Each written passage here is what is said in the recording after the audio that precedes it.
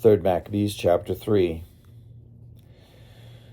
When the impious king comprehended this situation, he became so infuriated that not only was he enraged against those Jews who lived in Alexandria, but was still more bitterly hostile toward those in the countryside, and he ordered that all should promptly be gathered into one place and put to death by the most cruel means. While these matters were being arranged, a hostile rumor was circulated against the people by some who conspired to do them ill, a pretext being given by a report that they hindered others from the observance of their customs. The Jews, however, continued to maintain goodwill and unswerving loyalty toward the dynasty, but because they worshipped God and conducted themselves by his law, they kept their separateness with respect to foods. For this reason, they appeared hateful to some, but since they adorned their style of life with the good deeds of upright people, they were established in good repute with everyone. Nevertheless, foreigners paid no heed to the good conduct of the people, which was common talk among all.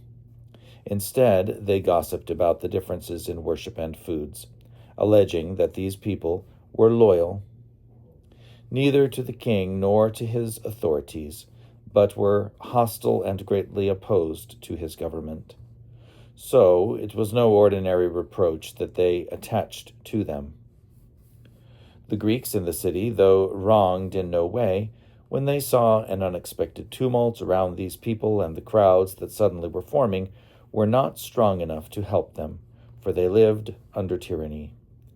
They did try to console them, being grieved at the situation, and expected that matters would change. For such a great community ought not to be left to its fate when it had committed no offense. And already some of their neighbors and friends and business associates had taken some of them aside privately, and were pledging to protect them and to do everything in their power to help. Then the king, boastful of his present good fortune, and not considering the might of the supreme God, but assuming that he would persevere constantly in his same purpose, wrote this letter against them. King Ptolemy Philopator, to his generals and soldiers in Egypt, and all its districts, greetings and good health. I myself and our government are faring well. When our expedition took place in Asia, as you yourselves know, it was brought to conclusion according to plan by the gods' deliberate alliance with us in battle. And we considered that we should not rule the nations inhabiting Cilicia and Phoenicia by the power of the spear, but should cherish them with clemency and great benevolence, gladly treating them well. And when we had granted very great revenues to the temples in the cities, we came on to Jerusalem also, and went up to honor the temple of those wicked people who never cease from their folly. They accepted our presence by word, but insincerely by deed, because when we proposed to enter their inner temple and honor it with magnificent and most beautiful offerings, they were carried away by their traditional arrogance and excluded us from entering.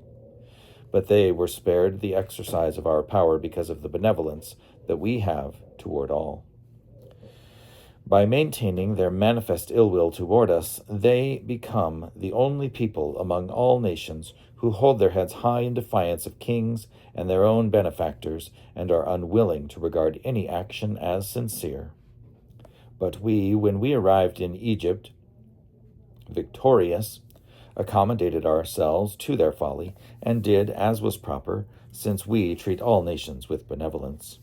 Among other things, we made known to all our amnesty toward their compatriots here, both because of their alliance with us and the myriad affairs liberally entrusted to them from the beginning. And we ventured to make a change by deciding both to deem them worthy of Alexandrian citizenship and to make them participants in our regular religious rites.